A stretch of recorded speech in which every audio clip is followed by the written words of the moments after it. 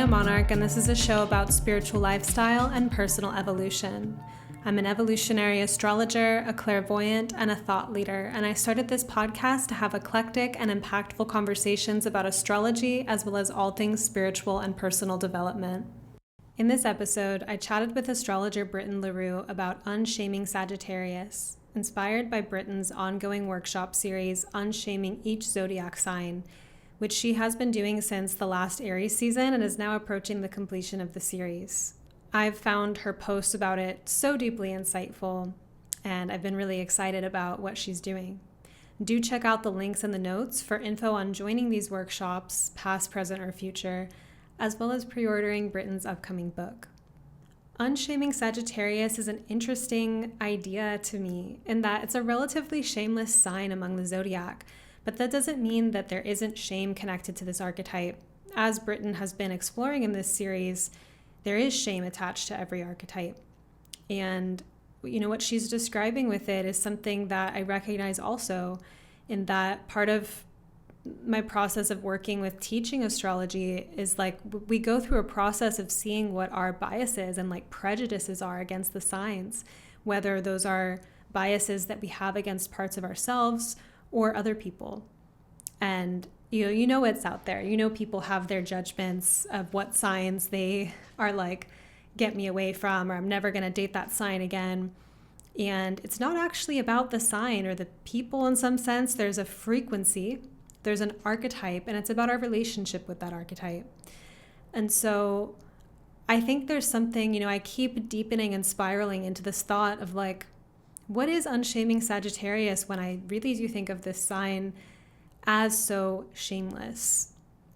But I keep getting these new thoughts about it, more than just what was discovered in the conversation that you're about to hear, right? Like we spoke about Sagittarian kind of excesses and crashes related to exaggeration and tall tales, to mess making, to inflating, the hot air balloon kind of quality of this archetype, getting carried away, being blunt and not very tactful, and then deeper inquiries into why Sagittarius is the way it is and what we have to learn from these dimensions of ourselves that are ever hungry for world opening and expansion. The Sagittarius could really be an emblem also of just taking up space. It's a very big and expansive sign. It's ruled by the planet Jupiter, which is a massive planet. And Jupiter and Sagittarius really lets it all hang out. There's an audacity. A little bit about Britten. Britten LaRue, MA, is a public astrologer, author, teacher, and intuitive guide. She is self-described as a recovering academic. She left behind a 20-year career in art history to reinvent herself at midlife. Britten is known and loved by her community for modeling what it looks like to live from one's dream field. Creator of Emergence astrology, Britten's deepest calling is to be a midwife for those in the process of birthing their own inner knowing, healing from shame, and learning to trust themselves again with the reckless freedom they deserve. She's a Pisces sun, Capricorn moon, and Aries rising. This is also going to be shared to YouTube. We didn't record this podcast with any intention to have the video version available, just audio. But I asked Britten if she'd mind me sharing it to video after, because I want to start sharing podcast episodes to YouTube. Maybe not all the time, but at least more frequently, and see what happens. I'm not going to lie, given that I didn't mean to be on video, this is my own Unshaming Sagittarius moment in the way of sharing myself on camera when I didn't mean to be seen, in that I'm just kind of hanging out and not necessarily trying to look good. And I have Venus in the first house, or if you didn't know, now you know, and I'd be vainer when given the opportunity. I noted with Britten off the recording as we winded down after that I'm actually more likely to envy Sagittarian qualities than to shame them. Maybe in subtle ways within myself. I do sometimes have this phenomenon where I feel like I'm being extra and I feel like I'm being unhinged, but I'm actually just being kind of animated and alive and, dare I say, normal, but I think it's a big deal. And so I think that actually, I have a desire nature about expanding and kind of coming out more. I have Cancer South Node, so I have my own kind of inner world, but there is something about breaking out of my shell. And so I think when I let myself get really big and I think it's a big deal, but it's actually just like, Sagittarian, that maybe there's something in there. And subtly at some level of shame.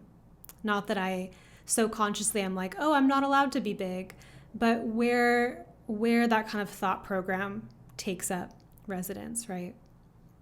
But, in line with how much I like Sagittarius, it mystifies me the way that Sagittarians can be so comfortable expressing themselves and their bodies through space. They're sprawling out, they're spreading out, they're stretching, they're kind of just like playing in the space. They're not really having inhibited postures. They're moving around, laying about as they feel inspired, and I think it's charming. There was a few summers ago where I was on this big travel experience that was totally revolutionizing my world. It was a big kind of Jupiter initiation. But just before the trip began, I was having these physical symptoms appear. Like I kind of sprained my ankle mildly, and then I was having these intense pains in my body. And the night that I packed my suitcase before this long travel, I, embellished and in drama, but really just a translation of how I was feeling, I said that I felt like a skeleton incinerating into ashes every time I took a step.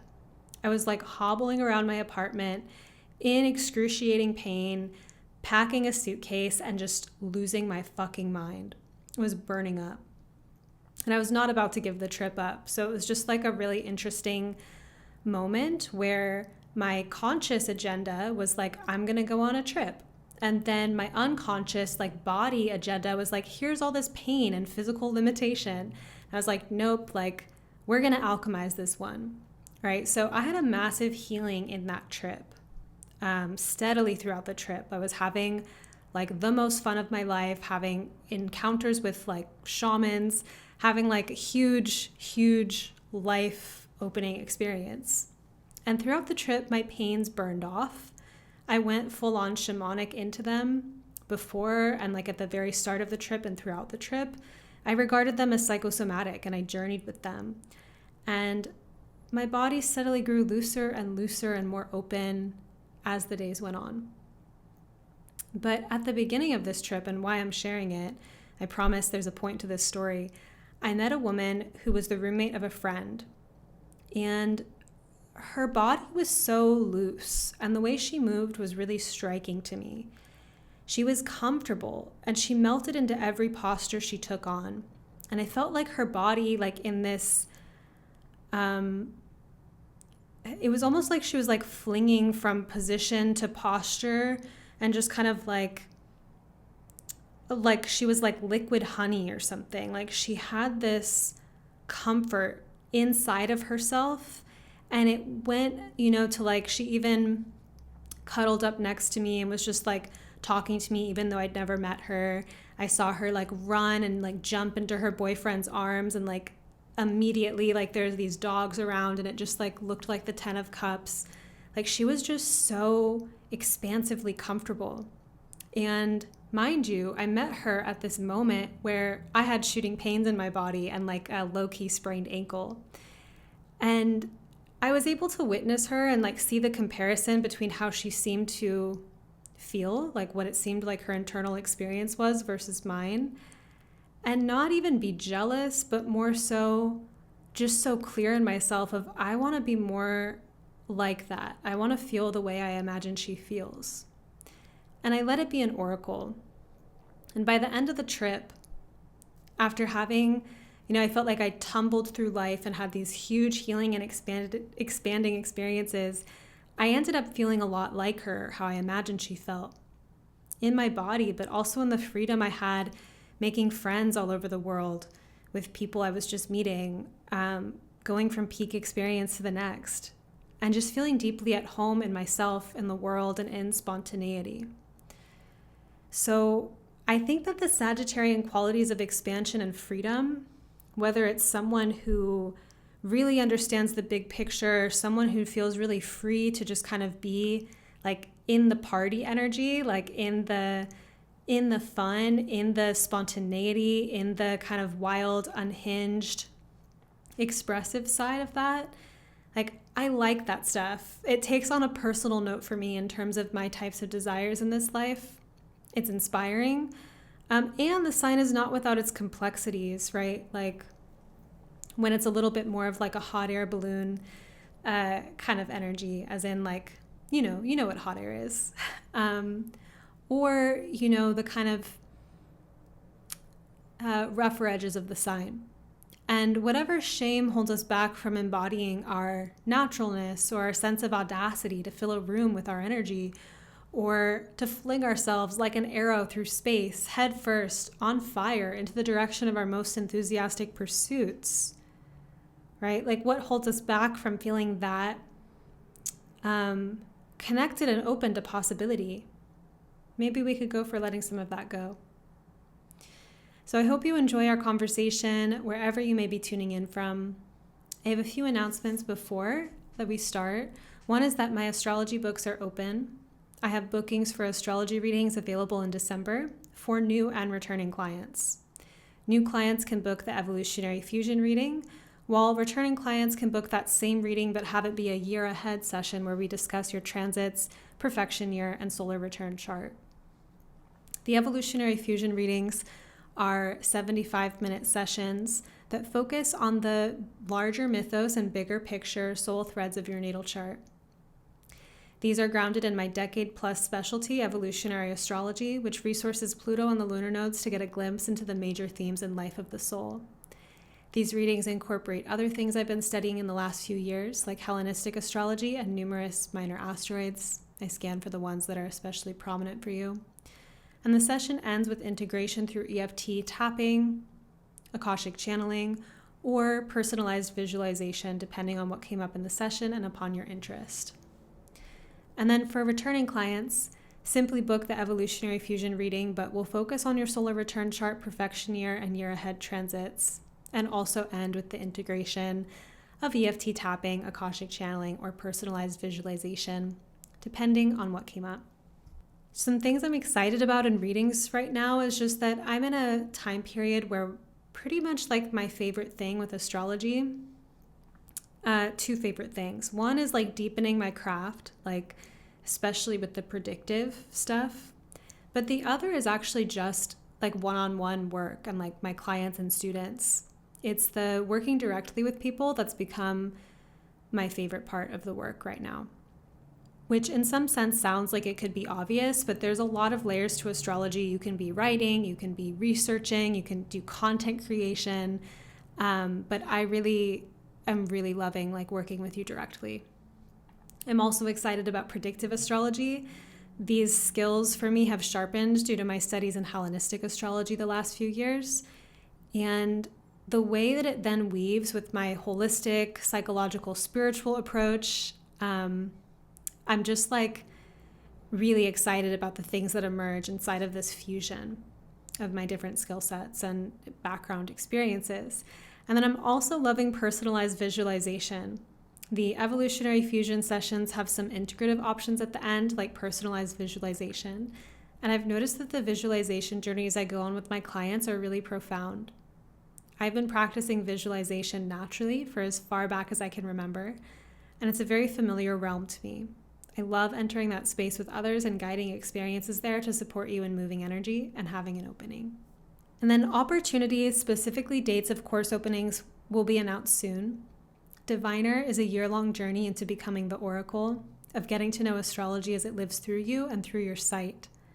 New students are welcome into Diviner through the Evolutionary Astrology Intensive, a 4-month initiation and training into the Wisdom School of Evolutionary Astrology. After teaching the intensive for 5 years now, as well as advanced programs for my alumni the last 2 years, I created Diviner so that my students would have an immediate practice space to deepen into. When we become adept at astrology, we gain access to new neural and spiritual pathways and these new philosophical and mystical openings. That it was important to me to expand the original intensive in this way so my students could go deeper with the opportunities and revelations this practice affords in community and with mentorship and feedback from me. The courses are by application and dates will be announced soon.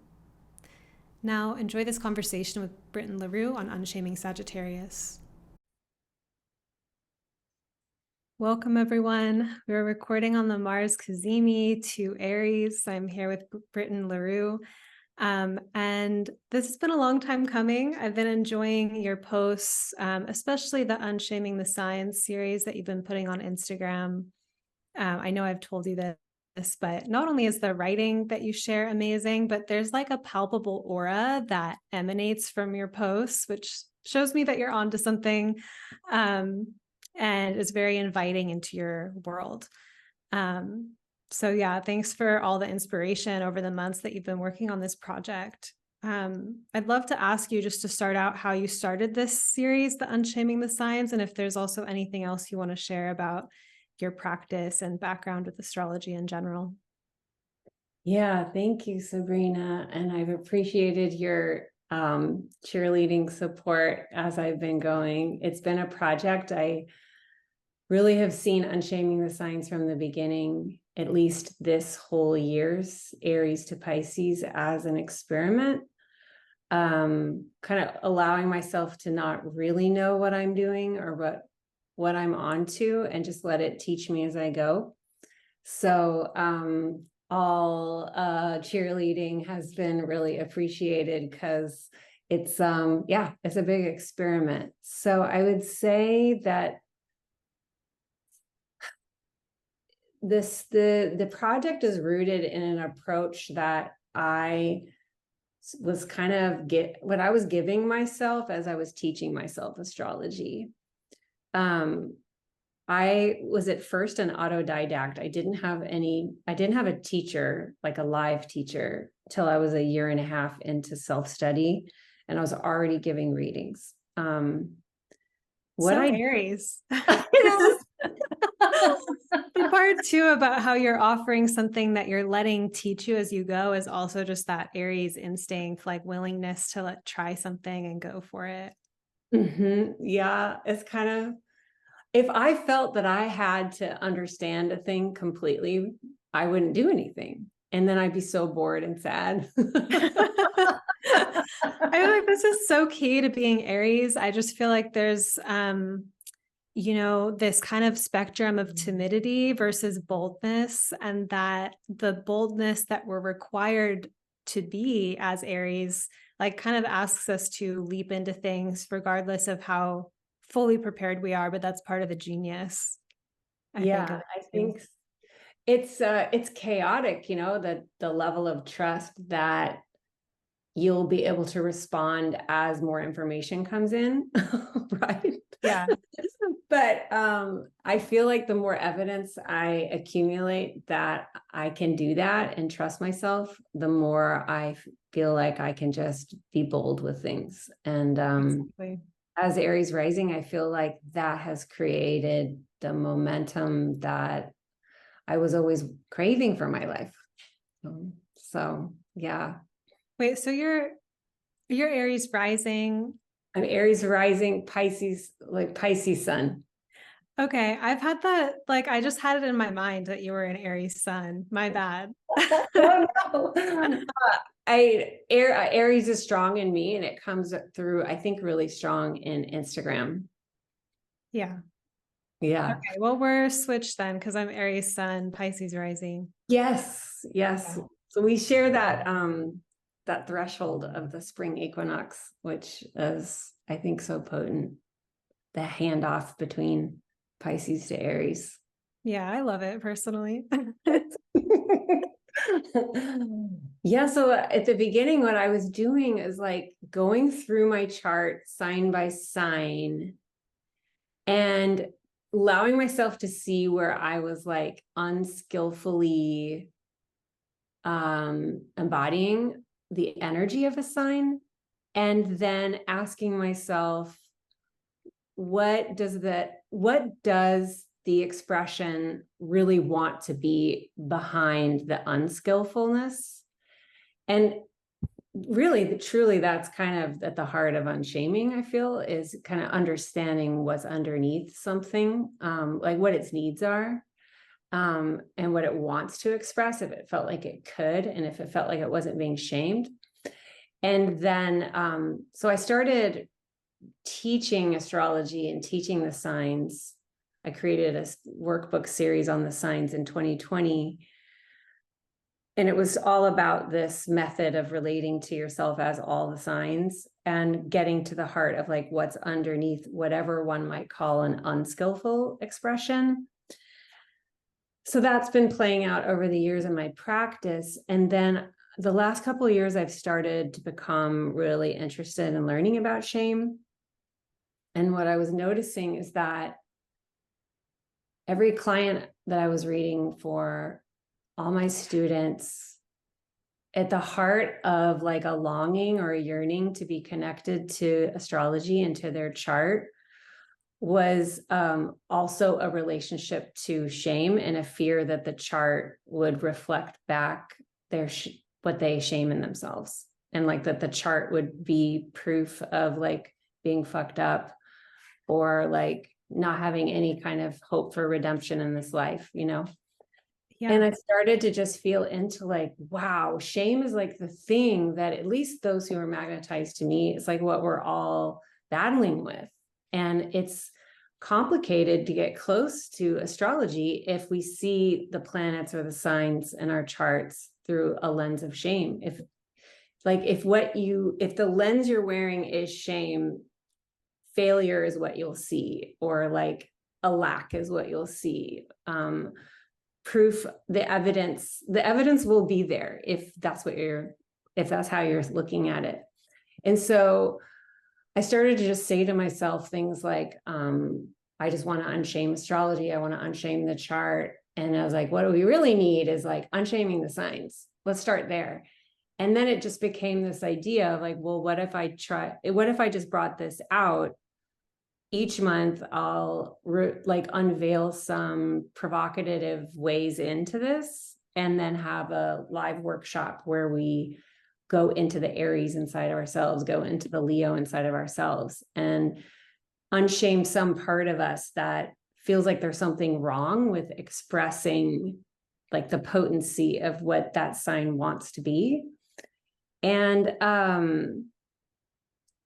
it's just been a wild ride. Like, it has, first of all, been so fun creatively just doing the writing, because I get to tap into my own taboo edges and like really embody the audacity of what would it be like to just freely express this. And so I have to let it move through me before I can share it, you know? And so it feels like I'm experiencing a healing, just right, like holding it, you know, month after month. But I have a lot of people who are coming every month, and, you know, it's what I'm hearing is it's really changing people's lives because they're feeling themselves like expanding as they open up and release some part of them that was being shamed, you know, from feeling like you weren't allowed or that you didn't have the permission to be the fullness of that.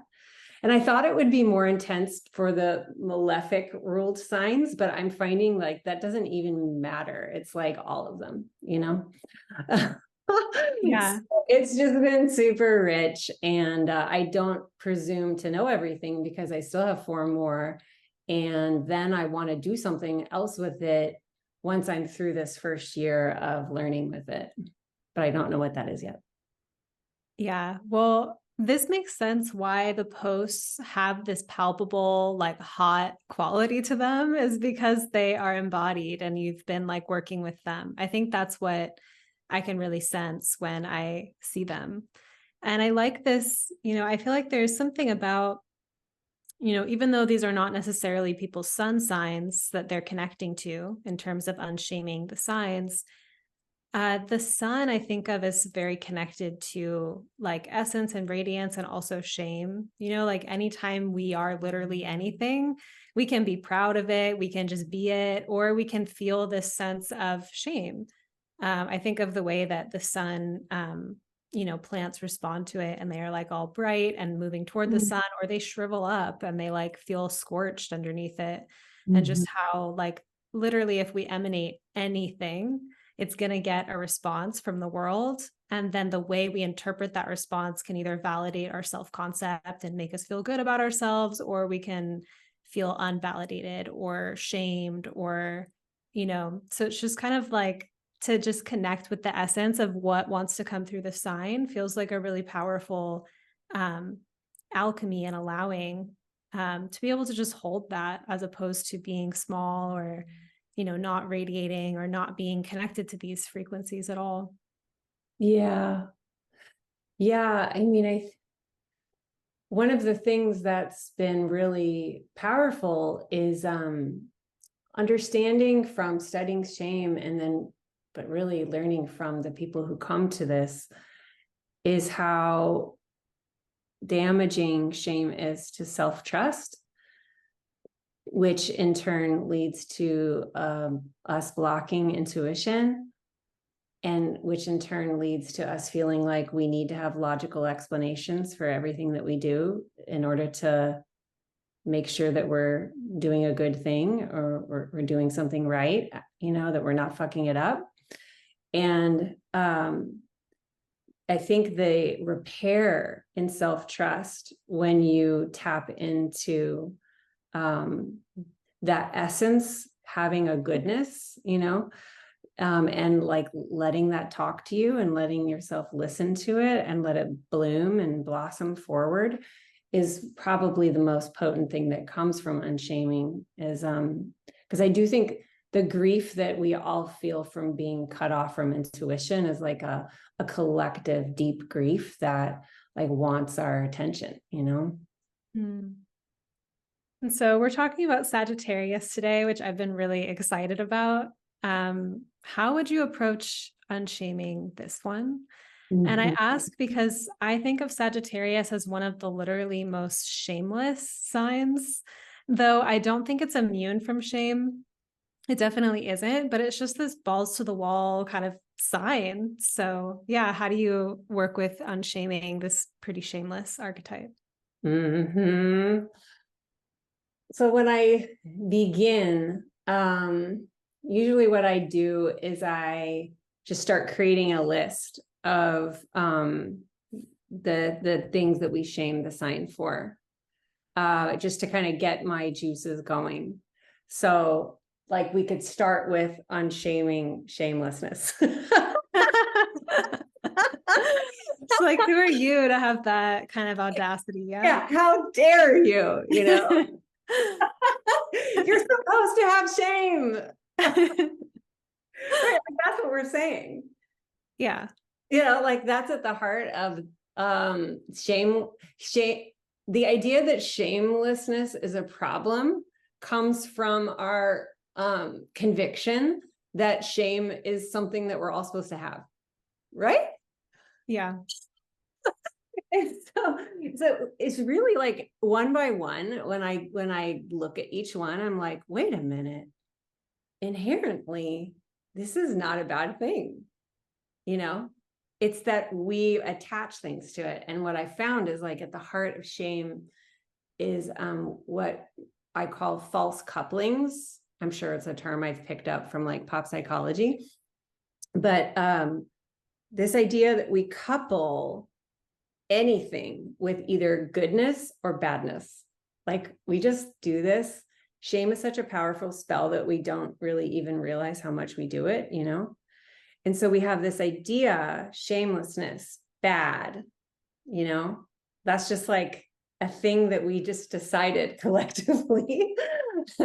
And then we look for like congruence for that coupling, and I think that at the heart of it is like, if we're mad at someone for being shameless, where is there a part of us that has a desire to what? Be bad, to be shameless? It's like we've coupled it with bad. And so then what happens with shame is that we have a desire that we shame, is what it is, the desire to be shameless.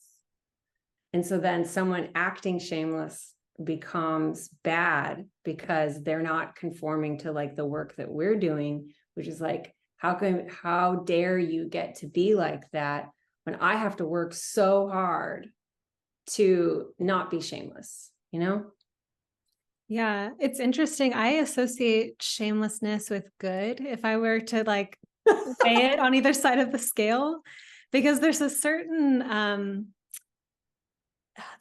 freedom that emanates from it, and there's like a willingness to live one's life on their own terms, how they really want to live it. So I do admire it. I guess where I would maybe interpret it in some sense is that it's the question of if you don't have shame, how do you know how to do the right thing? Like it's like that idea that shame is like a guardian of the good, so that if you have shame, then you know how to be proper. And I think of Sagittarius as like, I don't think of Sagittarius as polite by any means. Like, Mm-mm. like it can be if it wants to be, but it's like has a sense of humor, is blunt, and doesn't care to just let it all hang out in some sense. So there's like actually kind of like um, a lack of concern for propriety in Sagittarius. Yeah. Yeah. Yeah. So it has that zingy tabooness to it, and it's like you're either drawn to that because you want more of it or it's attractive, or it's like, or you shame it because probably you resent it because you're not allowing the part of you to come forward that would also like to not have to care about being polite, because being polite is kind of exhausting. Yeah. Yeah. So how is this one moving through you personally? Moving through me personally, I don't have any personal planets in Sag, but it rules my ninth house of teaching, making meaning, which is pretty much what I do. I've always been a teacher student, so that axis is really alive for me. My own Jupiter is in Gemini in the third. And then I have Neptune in the ninth in Sag, conjunct Pallas with Vesta near it. And I would say that it's a energy that I enjoy a lot. I appreciate the bigness and the buoyancy and the sparkle and the singing. I associate with my grandfather, who was a Pisces sun with Jupiter and Sag. Just like big singing and storytelling. He was like kind of a lot of bard energy. And now my beloved is a Sag rising with a ton of bard energy. I just like that kind of wandering spirit. But I did have a younger brother who's a Sag sun, and he was always getting away with things. So I had a resentment towards it too, because it was just like, oh, so you can just do that. You just like don't have to follow the rules. Like you just can leave because you felt like it. And I'm over here still trying to clean up dinner, So Yeah. I have had my own kind of working through the projections that I might put on Sag because of the parts of me that we're like, oh, I guess I'll just be dutiful, like, fine, you get to be like that. Because I think that's part of healing the projections that we put on a sign, is like just noticing that stuff. Because if we're putting it on other people, we're putting it on ourselves too. Yeah. Yeah. So I have ninth house Pluto. And in Mm-hmm. evolutionary astrology, there's a lot of correlations between the house and the sign in the order of the natural zodiac. So I do relate to having like a Sagittarian quality of soul and soul desire.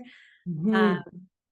and so I was thinking about this, part of why I was so excited for this conversation is that some of my deepest material in this life is Sagittarian in nature. Like I see that ninth house Pluto as like my sense of empowerment around feeling possibility and optimism, and the times in my life where I collapse possibility onto a particular circumstance or person or something and give my power of expansion away, and actually go through these periods of feeling like, things aren't going to get better, things aren't possible. And over time, in my life, I was really in those stories. I'd really believe it. And I'd search for meaning and search for, higher ground, and then find the light and the magic again. And then I'd get attached to it, and then it would go away. And then I'd do the whole thing over again until I realized fundamentally, I'm just craving a big life. I'm just craving expansion. That's it.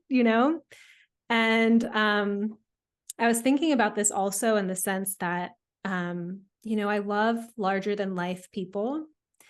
And some of these people are complex characters, definitely not perfect humans. There's a kind of, there's a lot around that archetype, I think, of the person that inspires kind of like a sense of promise, like kind of tornadoes into a town and like enchants everyone and shows the way, and it's just kind of like a trickster in some sense. Mm.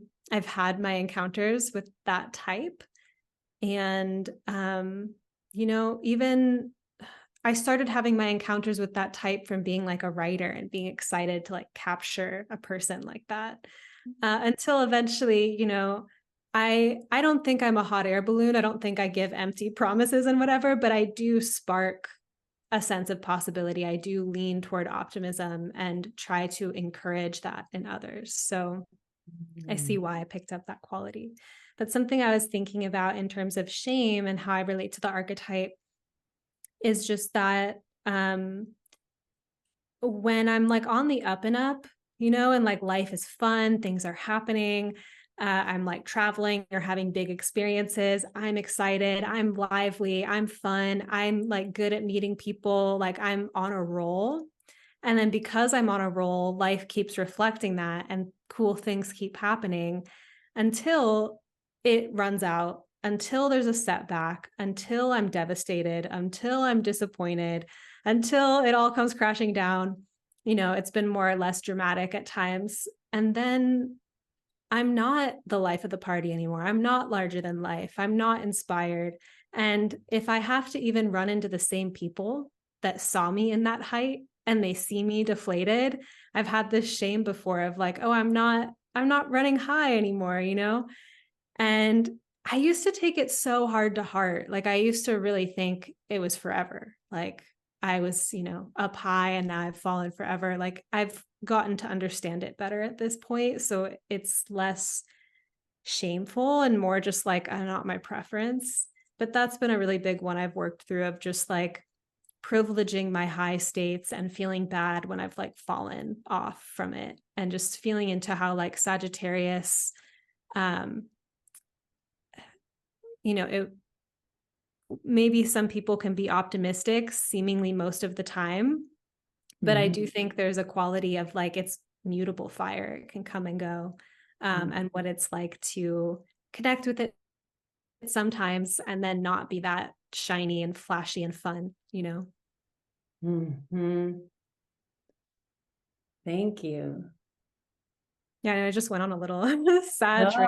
no, I feel it. And I feel the Pluto aspects of being pulled back down. What it makes me think of is how I like to ground the unshaming process in feeling into the wheel of the year, and like why it's Sagittarius, why is Sagittarius what it is, And so first of all, I feel like every sign dreams of the one after.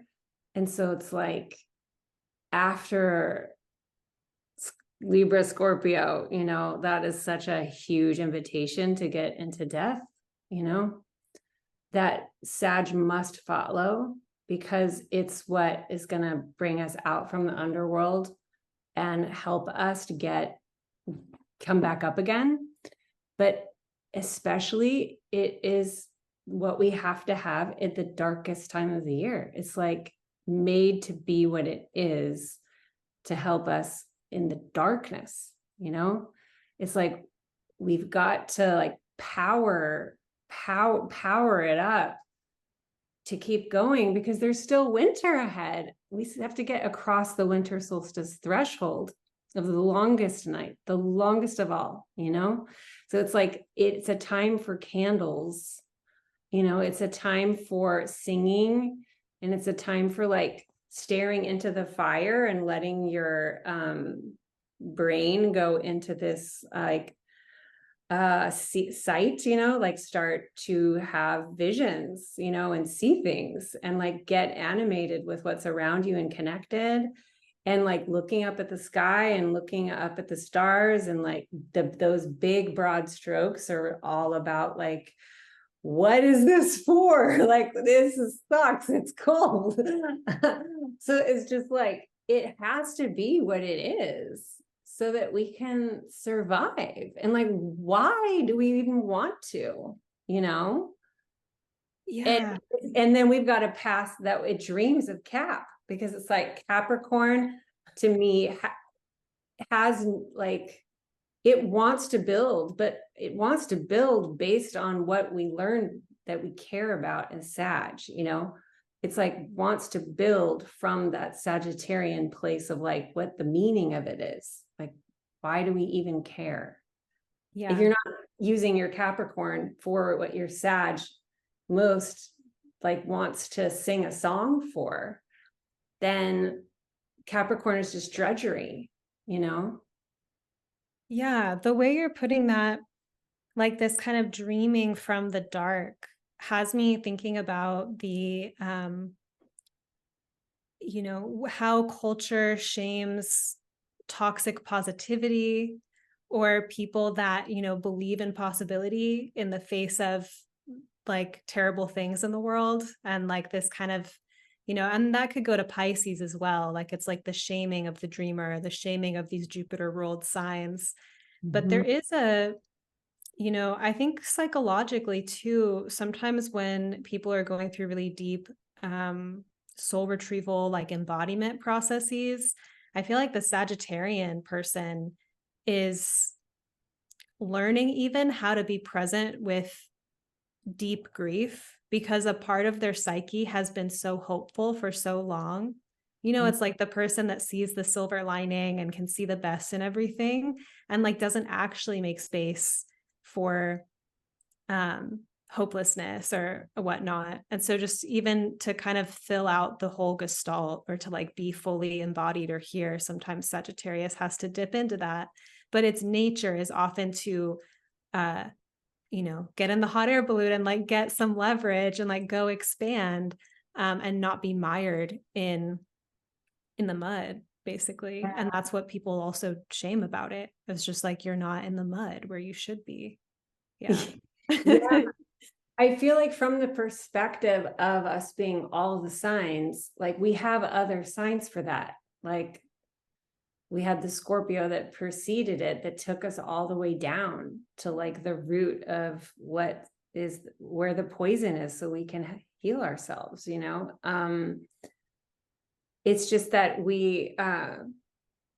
I feel like what's missing is a holistic approach to the zodiac, so that it's not like you're only the Sag, right? Yeah. Like, Or only the Scorpio, like only or the only the dig. Scorpio. Yeah. Like they inform one, and they all have their place inside of us, is how it feels to me. So our Sag is running however it wants to run. I feel like it's running on an intelligence. And so it needs to be broad or big, and take up space and feel free to go. And then because it got to do that, then the other parts of us can do what they're here to do, in an unshamed framing, you know? Yeah. Yeah. So I've been thinking too with Sagittarius. So we're talking about these broad strokes and just how, you know, what are the consequences of being that way in the world, right? Like where the broad strokes are great. They're expansive. They show us the bigger picture, and then they're not necessarily detail oriented. There's other signs that are maybe taking care of the details. So one way that I perceive Sagittarius often show up is that it's a messy sign, that, and it's not even, you know, I think about the CEO of the company is holding the bigger vision, maybe created the bigger vision, and then outsources and delegates tasks the admin work. I don't think Sagittarius is necessarily that organized or intentional in terms of delegating the admin work. I see Sagittarius as like, a partner, or like someone telling their partner, like, yeah, let's like go on this trip, like book these flights, surprise, and the partner's like, wait, we didn't plan for this. Like, how are we gonna like, there's all these details. We need to get cat sitter, like, et cetera, et cetera. And just like Sagittarius being kind of unconcerned, or like, yeah, we'll figure that out when we get there. And it's just not bothered, right? And not necessarily planning. It can, right? Like it can have that skill set. So I see this phenomenon happen where people love Sagittarius. It's charming, it's fun, it's lively. And then they forgive the mess that Sagittarius leaves because they're just like, well, that's not what you're here for. Like, you bring the party, someone else will clean up the mess. Until that is more of an issue, like until it's more extreme. But I was thinking about a friend telling me about her father-in-law who's a Sagittarius, and the way that he cooks and like makes these big glorious meals, but like wrecks the kitchen, like meat juice dripping on the walls kind of stuff. And then his wife cleans up after him. And his son is like kind of begging him to like behave better in the world because he's like riding the edge of going to jail just because he like kind of does what he wants. I was like, sometimes these Sagittarian people are just so they really push the boundaries of, again, that like what's proper, what's organized, what's clean. And it's fun. And they definitely leave the party, but like there's a mess that they leave, or can. And so just thinking about what are your thoughts on that, the messiness of Sag? Yeah, I feel like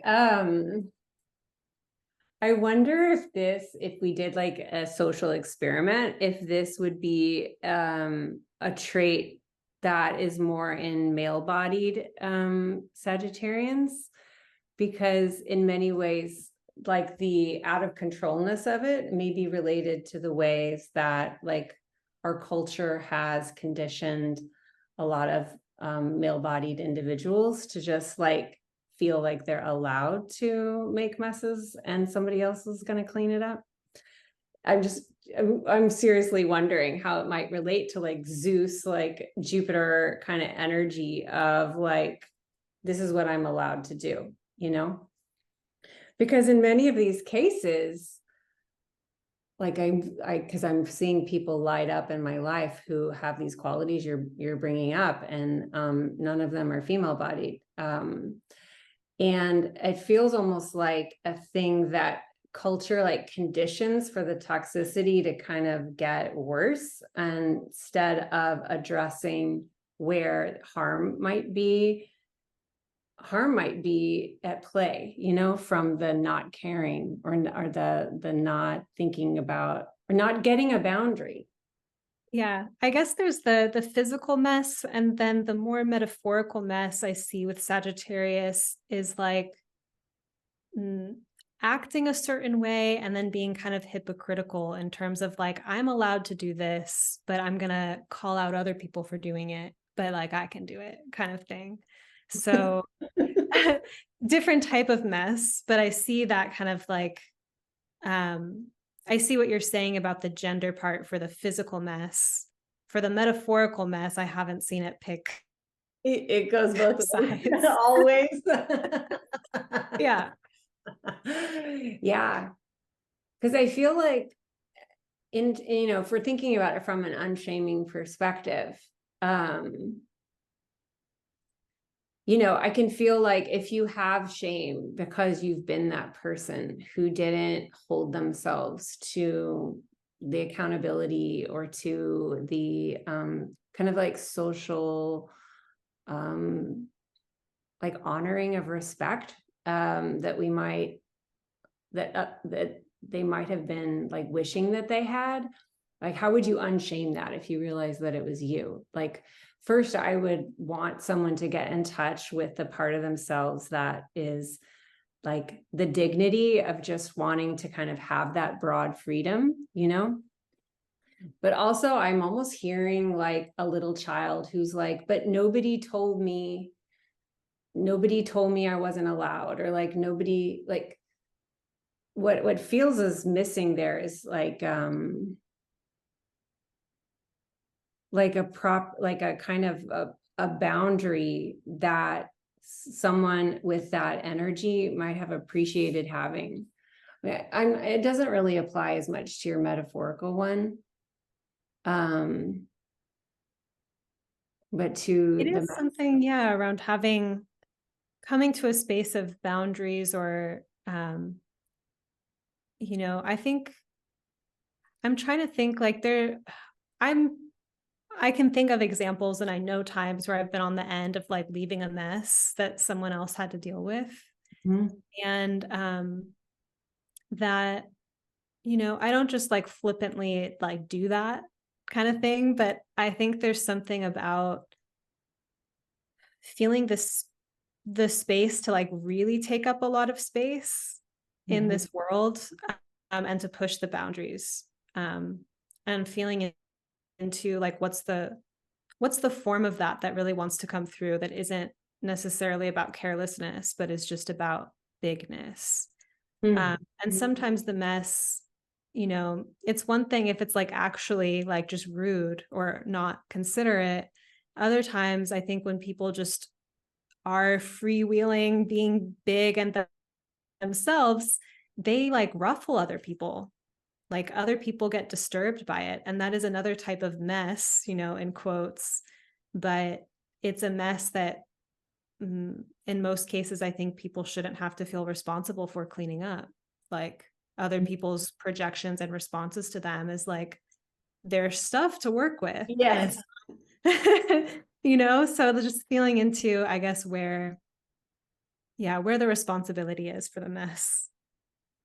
Yeah, I've been feeling about my own work in the world, which can be very hot. Recently, someone was telling me that I'm like a volcano, and like if I was to shame my volcano, then I'm like not letting it out, like it is not inherently evil, right? Like it's not trying to hurt anyone. If you don't like it, move away. This kind of like, right, like if you don't like loud people at a bar, just remove yourself. Why is it the loud person's problem? I guess this is where a Sag is really edgy, because like unshaming like cultiness or something, like there's a lot of aspects of Sag where you can tap into stuff that of course I'm like not for, or like I find grotesque. And at the same time, I think the more we like dig under and dig under and dig under to try to understand like where is it coming from though, like what's it wanting to express, I think is really interesting. Yeah. What I'm even just noticing about the nature of our conversation and like the unshaming angle is that I was like, okay, let's dig in. Like, what's kind of fucked up about Sagittarius? So let's talk about it. When actually my main way that I approach signs and like talking about astrology, I think about the shame parts or what might be difficult for people. And then I like incorporate it into the alchemy of like, what's the offering I can create here? So I'm never like promoting sign hate, but then when we're having a conversation like this, it's like, okay, let's get edgy. Let's talk about like what the issues are, and it's in that spirit though of like, let's work with it, not this is just the way it is and it's bad kind of thing. Totally. Yeah. It's like, because I was like noticing that my mind was like scanning for like, what can we dig at Sagittarius for? It's like, I love this sign. And then that's how people feel so seen by this project, is because it's tapping at like, yeah, I just want to like be loud sometimes, or whatever the thing is that people just want, to feel, not have to apologize. Yeah.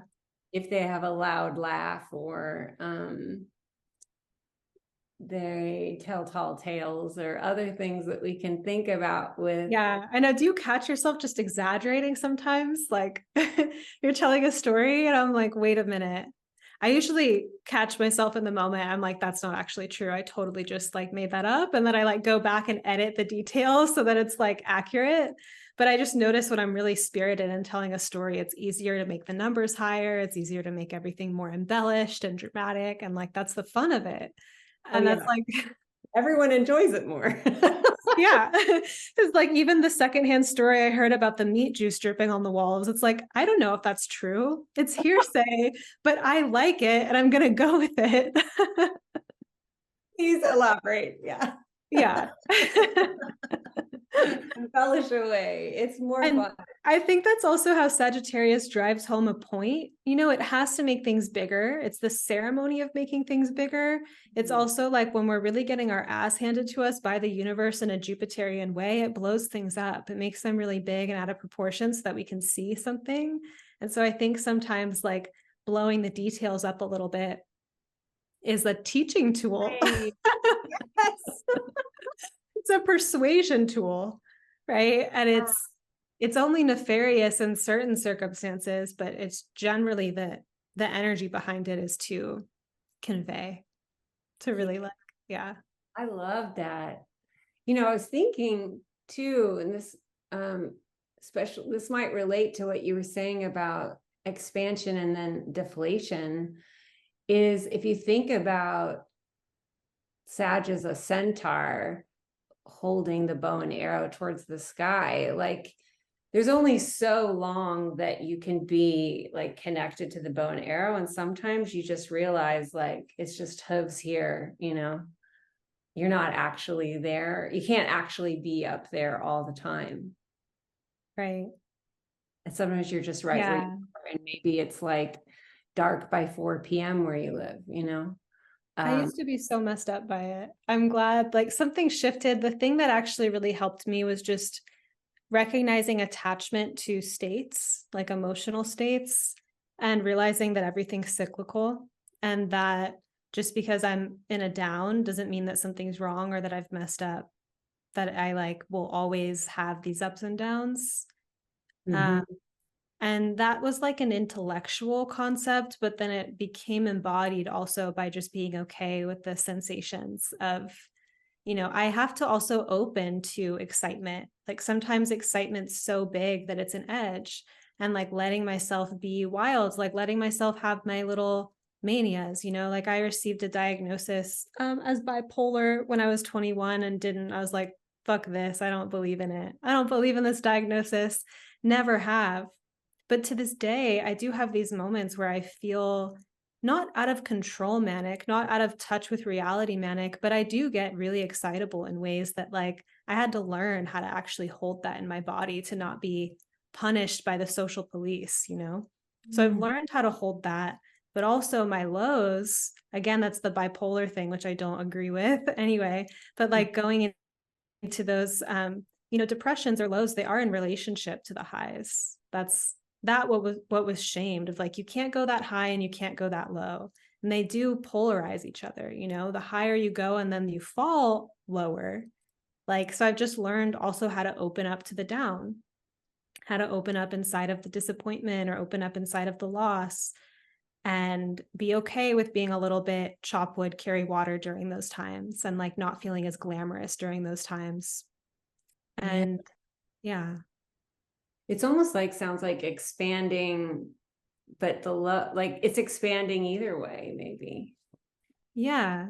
Yeah. And I think I had to stop looking at either one as better or worse. Of course, I love the high. Like that is my preference in some sense, but I've also noticed that like, one, I can't live there forever.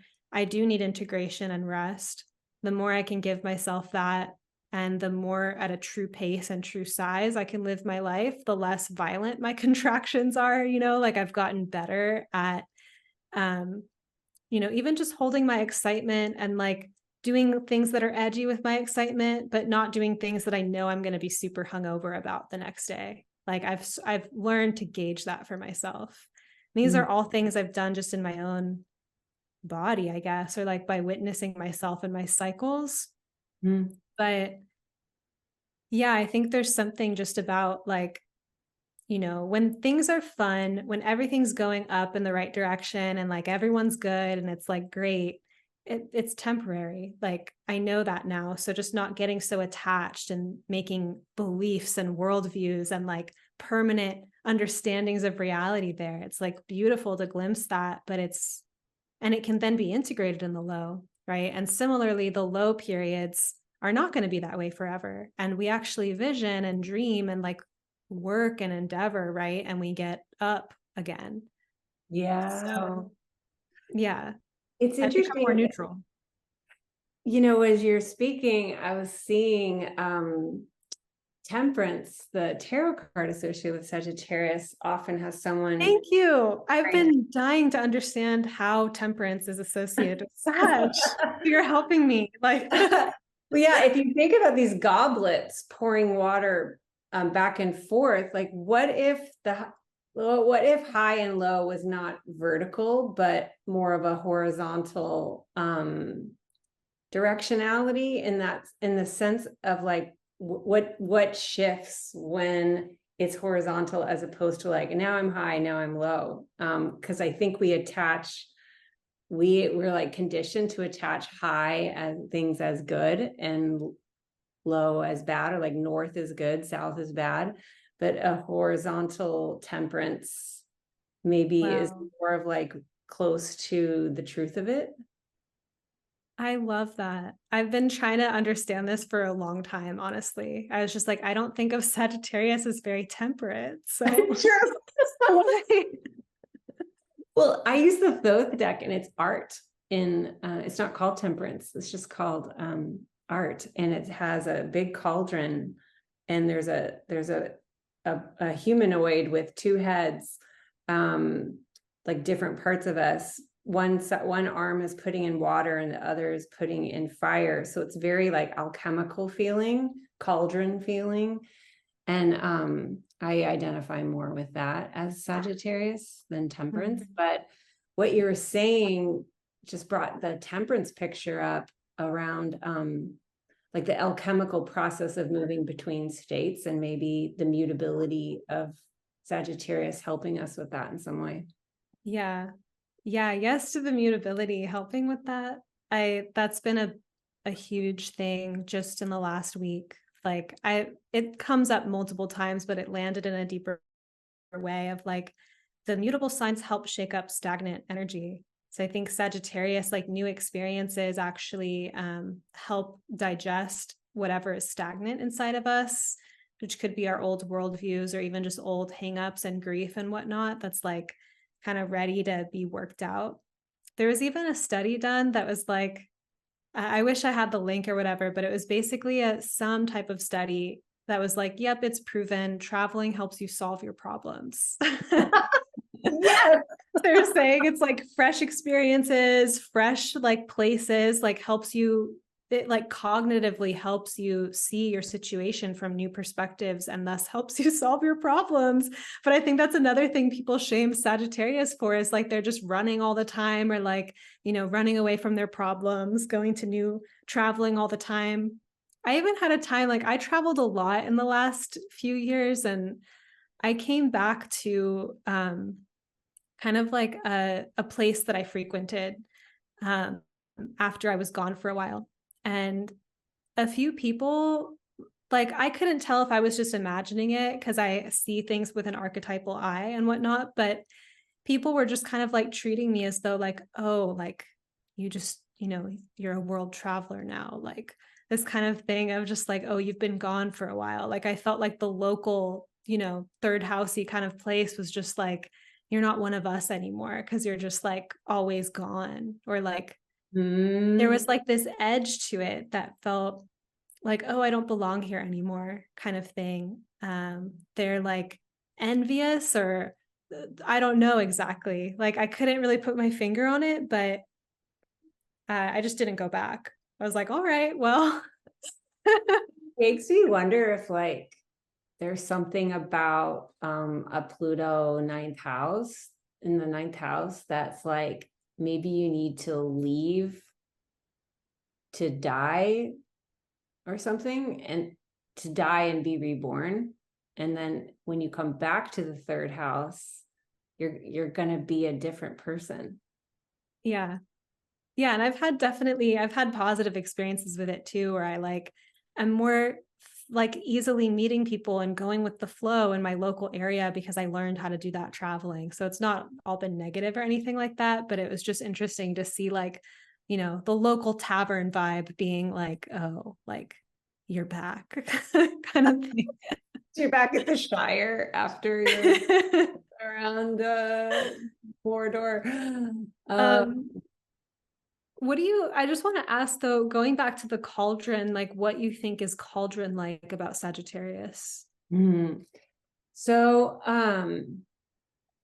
I in my Living the Signs Sagittarius workbook, I share the story of I guess it's a Welsh or Celtic goddess Ceridwen.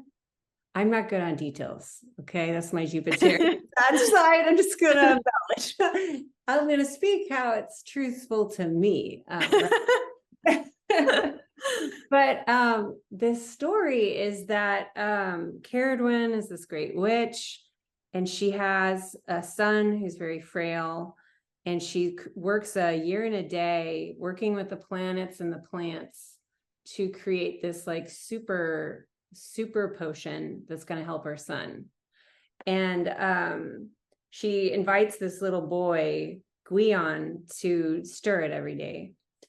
And the day comes where it's time. She's put in all this work, and some of the potion splatters on Gwion, and he licks his finger. It only takes 3 drops, and all the power comes to Gwion, not her son. So she chases after him, and it's first he has these powers now, and he becomes like a rabbit or something, and then she's chasing him, and she becomes like a larger animal. It's like a wizard's duel type thing. Then he leaps into the river, and he's like a trout, and then she becomes a bigger fish or whatever, and then he leaps out and he starts to fly like some bluebird, I don't know idea, and then she starts to be a hawk, and she's chasing, and then he drops turns himself into like a piece of like a seed or something, and it drops into where these chickens are, and then she turns into a chicken or something like this. She eats him, and then she's now pregnant with him, and then after 9 months gives birth to him and puts him in a river and lets him go off, and he becomes Taliesin, Merlin, like the greatest bard wizard of all of this history. And so what I'm getting at is, to me, I feel the Sagittarian streak in this story of our teachers, our passions are like Ceridwen chasing us, and we're like the student who's trying to kind of outrun, but also be in the thrill of the chase. And then we become the this great student from our teachers and from what makes us. And so that's how I bring cauldron into Sag energy, is I feel sometimes astrology or anything that I'm passionate about, it's almost like it's hunting me as much as I'm chasing it. You know what I mean? And it's I'm just trying to keep up with this passion. And that to me feels very Sagittarian. Wow. I mean, my Pluto in the 9th house loves that, because there's something about the way that the universe catches us or chases us too, and to even just be in the eroticism of that as opposed to the fear or victimization. It's pretty edgy. It's like an existential kink over there. And it's all, those were the 4 elements. It's the first animals are earth, and then water, and then air, and then fire, I guess, is when she impregnates herself. I could be telling that wrong. It doesn't matter. Yeah, no, it's a new myth. Tales. Yeah. Yeah, I feel the Sagittarian part of you will feel so lit by what you want to learn about, like what, like the next teacher, the next like modality, the next like, oh my gosh, I can't wait to be in this, you know, that fire will like keep you alive, you know? Yeah. I think there's something about these stories too. Like I've been learning, I'm obsessed with Greek mythology Mm. and have started to realize, that there's different tellings of the same story. And that when I heard Demetra George in a lecture talk about how part of the tradition is even that you can kind of alter the story, like the storyteller can alter it as they please, which was kind of what I got. Whether that's what she actually said, that's what I got. Mhm. And I was thinking about that because the myths are, you can interpret them in multiple ways. There's different versions of the story that, depending on the angle that you provide, there's the magic inside of it. There's a kind of arc or a spell of the particular story.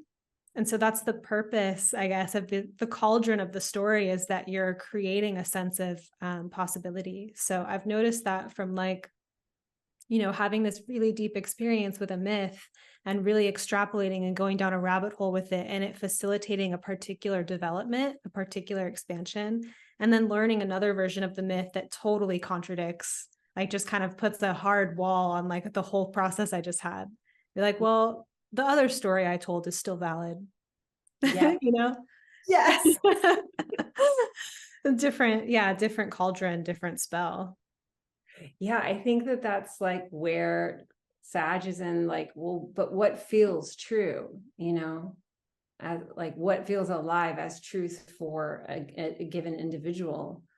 And I think that it's, when I think about how we associate Sag with like religious leaders and inspirational speakers, it's like what they're what's being communicated is coming from this place that feels true inside, that runs as fire and not as air, you know?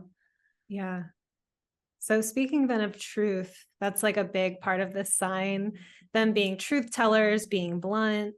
I'm thinking about, the inspirational leaders and whatnot that you just mentioned, and how there can be a charisma behind the truth telling, or this kind of inviting, seductive quality of it. And there's also the side of Sagittarius that will just like really rip you a new asshole with their perspectives. And how, like, I've started to realize too that I'm just going to say it, like, people like it. People like, I am someone that like started out being really tactful and careful, and I have like Venus Mercury, so I do know how to say things in a really gentle way. Yes. And so for years I mostly focused on gently speaking the truth, like being very sweet with it. But over the years, I met other people that were harsher and like really just like kind of whiplash you with their perspective. And I would see how people would kind of jump. They like get the cold bucket of water on their face, and then they're like, ooh, and they get kind of like turned on. They're like, you're right. Or maybe they get mad. Maybe they fight them for a bit. But like, I just like realized that I was wrong in my assumption for years, that like the truth had to be delivered like really sweetly and gently.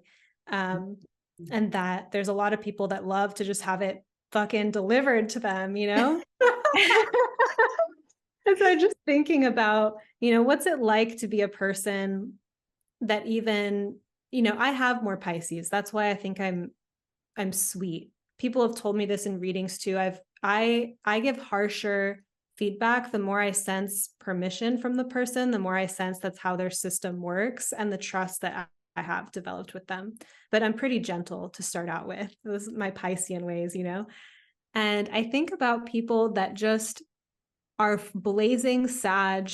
They see, like, their sight is so strong and they're seeing people in total illusion, and they can just name it in a way that like literally fries people's brains. Like they've had to learn that they have a weapon, like that their sight can be a weapon. And what's it like to kind of navigate being a truth teller at this range where it's like, yeah, it can be really gentle, it can be inspiring. And when you hold the type of truth that's going to like really wallop someone. Yeah. Yeah. This is a journey place for me too, is like, it's hard for me to believe, but I found that people really prefer it when I have a pointier edge to my delivery. But it's taken so much time for me to get to that place. I'm still very much in a process of learning that people won't sign up, if they're afraid of it, or they don't want it. But I kind of lean on the side of like, this is the essence of Sag. So I wouldn't want Sag to hold back, It's like, get out of the way of the volcano to me, But I do think like I associate a shadow of Sag with like truthiness, like which is a word from the Bush era, where current events are told from this position of fake truth, and then we get this idea of fake truth, and all of that to me just feels super Sag. Yeah. I mean, yeah, definitely people could, it's different if you actually have sight and it's on point, right? But this is intuition. Yeah. Like, and also kind of being able to smell one's own lies and self-deceit. Because I think that the more villainous side of like the overbearing truth, in quote, truth-telling side of Sagittarius is an extension of someone being in a lie themselves, and trying to like, impose that whoever they're projecting it on. So I think it's, I guess it brings up, there's a doubt that one could have, like, is my sight accurate? And then if there is that trust, if one has developed the sight and then it's holding it and sharing it and wielding it. Yeah. Now that I'm really feeling into it, my daughter, my boyfriend, and my sister-in-law are all Sag risings, and they all see so much. And I really appreciate it. My 14-year-old, she said, if we could like take away one taboo culturally after openly farting, choice would be that people could just be blunt, like, I prefer if you not sit at my table, or like, I would prefer it if this or like, no, I don't actually think you're good at soccer or something. Like, she wishes that she could just speak freely, but I think she spends a lot of her energy trying to corral back words that she's noticed, being a socialized human being now, that those things land well on people. And her Gemini moon would really like to like keep her friends happy. And it's funny. Oh my God. Yeah. It's interesting. I guess Sagittarius just has to make a choice at some point if they're going to like hold it in or let it out. I had a person, like a fingerprint technician in my visa process. I had to go get my fingerprints done, and my fingerprints are like so delicate and faint, like other parts of, like, people don't hear me walking into a room sometimes. So I had to like go to a specialist to get my fingerprints. What?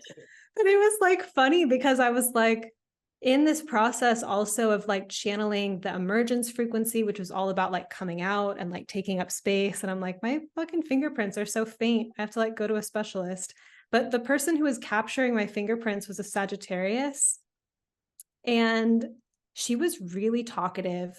She told me, she was just like joking around with me, like telling me that I was like skinny, like too skinny, which is funny because culturally now that's like taboo. Like, you don't comment on people's body weight or whatever, but she just didn't give a fuck. And she was like telling me that I was skinny and that I should eat more. And then she was like telling me, she's like, oh, you're like, she'd give me a direction and I would like follow it obediently. And then she'd laugh at me. She's like, oh, you're so good. Like, oh, you're so obedient.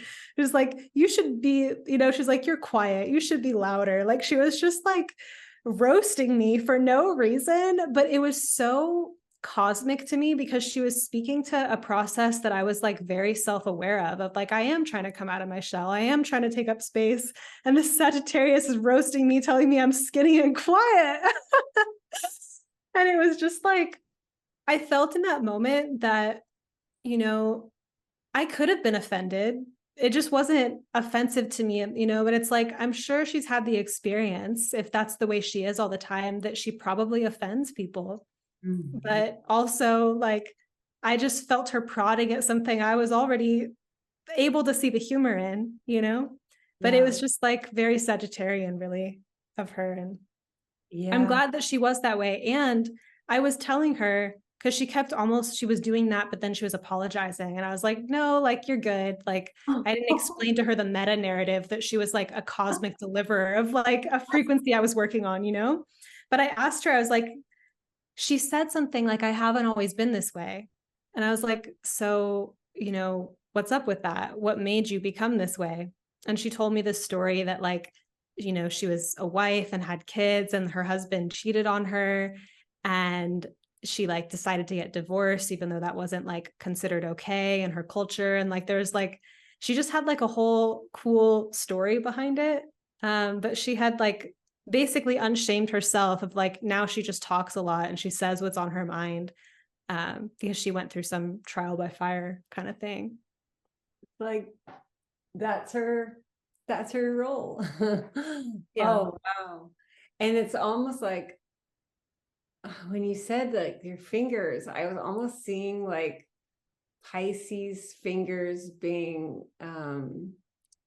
almost like when you come out of the water and like it's probably impossible to get fingerprints Yeah. like Yeah. and if you're no one can hear you moving around, you're just like a fish gliding around. Yeah. No, I was like, I was really confronting that part of myself because it's cool to be ethereal, you know, like I love it in some sense, but I was like really trying to like, you know, like ground down a little bit more, just like for fuck's sake. Like my fingerprints took like an hour to get. And meanwhile, she was just like spitting oracle. So it all Wow. worked out. Very. Um, anything else around like unshaming Sagittarius that we haven't touched on that you want to add?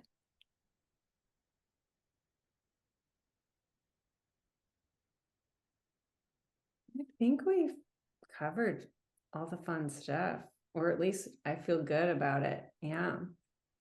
Mhm. So then another thing I want to ask you is just in terms of being almost at the end of this experiment, um, if there's anything you want to share around what it's moved for you or any, Mhm. yeah, stories while we're here in Sag. Yeah. I knew it would be this way, but it has just been very cool experiencing how each one is so different. And I kind of just don't have any expectation. And I've just learning to let the inspiration come in and the way I work with the ruling planet come um, in this totally different frequency for each one. And so, yeah, it's been very moving, like just being the one experiencing, bringing it down, you know, and bringing it out. So I have loved that. And then I learned so much from the people who come, because they're like in the lab with me, basically, you know? And like recently, I had this idea to invite people to connect to the energy of Audacity in their body. Because one of the big things I found each month is that Audacity seems to be like the core ingredient for unshaming. It's the audacity of self-permissioning, really, you know? And so we did this exercise where everyone like felt into like, where is audacity in my body? Like, where does it want to move in my body? Like, how does it want to move? And then notice like where, and listeners could be doing this right now, right? Like noticing where Audacity is kind of like not wanting to go, or like what parts of your body are like, no Audacity here, and just allowing that to just be information that is helping you with the project. Because what would it be like to send a little Audacity energy to the parts of you that are like, I'm not allowed to have that here, and then what would it be like to just turn on, like if you see Audacity on a dial, like a radio dial, noticing like before you do something, what percent, or like 0 to 10, what level do I have Audacity on right now? What would it be like to just like turn it up a notch and see what happens? and finding out like how fascinating this is for people to play with, just to play with the energy of Audacity and let that move through their lives and get evidence back. And that's been super cool to experience. So yeah, that's probably one of my favorite anecdotes from recently. Wow. It's super fun to have Audacity, truly. And I think that having Audacity in the places where it's personally taboo is like very sensational. It's very edgy. Like, yeah, whatever restrictions are wired in our nervous system around it is our paradigm at a body level. And so to like push the edges of that is really uncomfortable. But I think that yeah, the adventurous spirit of Sagittarius feels appropriate there, because it is literally about pushing the boundaries. And I think Sagittarius does it in a way that it like expands out of the boundary. It doesn't just shoot out of the boundary in like a Aquarian, like Aquarius will go like out, in this way that might be very extreme or shocking feeling to the system. But I feel like Sagittarius is kind of this like warm pushing of the envelope that it's like we get an idea that permissions us to like stretch in a new direction. And there's like a certain benefic Jupiterian like goodness to that process, so there really can be.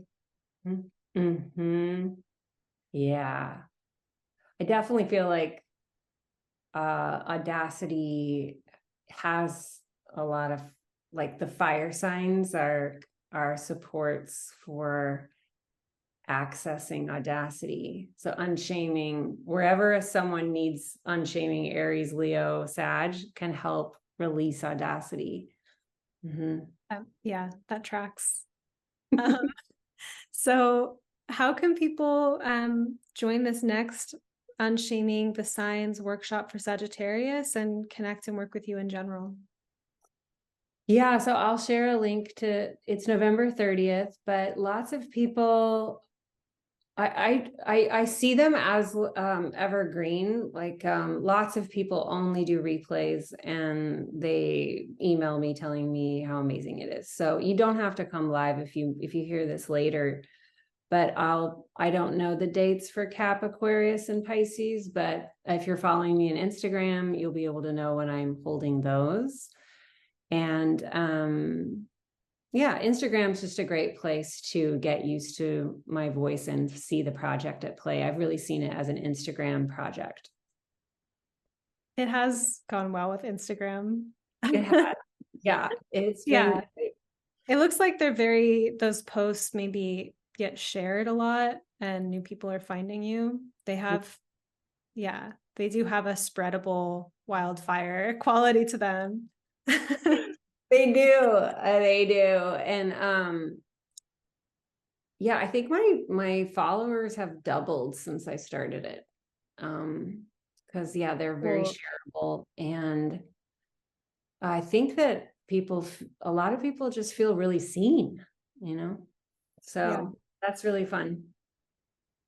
Yeah. I mean, I've been cheerleading it, in moments like externally, like you've seen me, but just like internally, when I see the post, I'm just like, damn.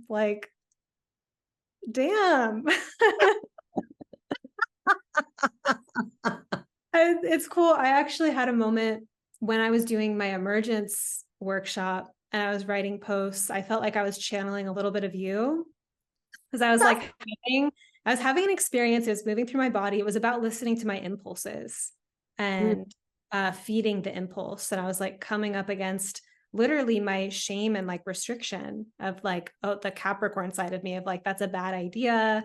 That's not going to work out. You're going to look stupid. You're going to fail. It's dangerous. Like all of that when I was feeding my impulse. So I was getting fired up, but then I made these posts of like myself, like literally dressed as like Eros, like Cupid, and with text over it. And I was like, this is a Britten moment. Like, I know my influence here. I love it. Yay. But yeah, it's like that. I haven't sustained that genre. And I'm just like, damn, I really commend you. I'm really in admiration of you for being in such a long form around this type of content creation, the generosity of the project, and the alchemy of it.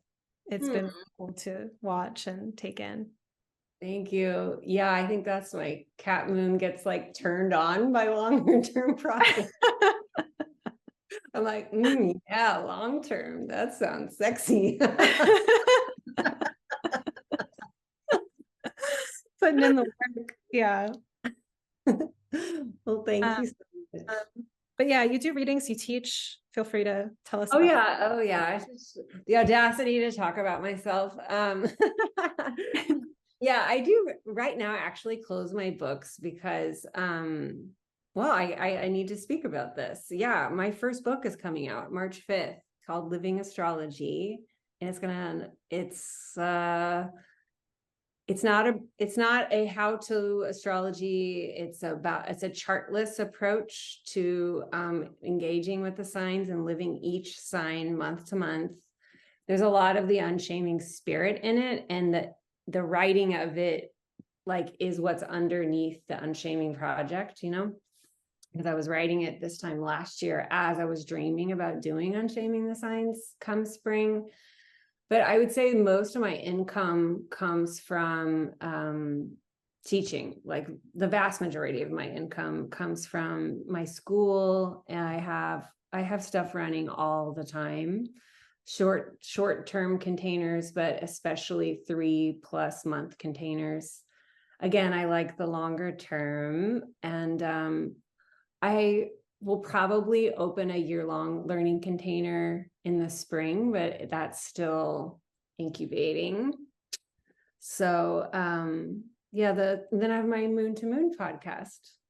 So that's where I talk about whatever's emergent to share.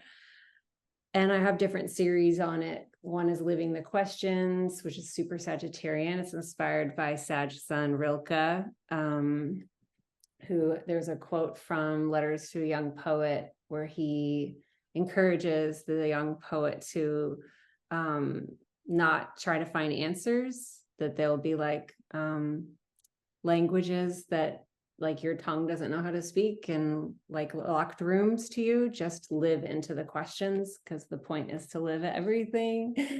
So, and I have another series in Moon to Moon called Dark Moon Downloads, where I share end of cycle wisdom at the end of each lunar cycle, but I don't do it every cycle. I learned with my podcast, I don't know about you, that I will like get really angry if I lock myself into like a must do regular thing. Like I only like to record emergently with like, oh, I want to do that. It's often a day of inspiration.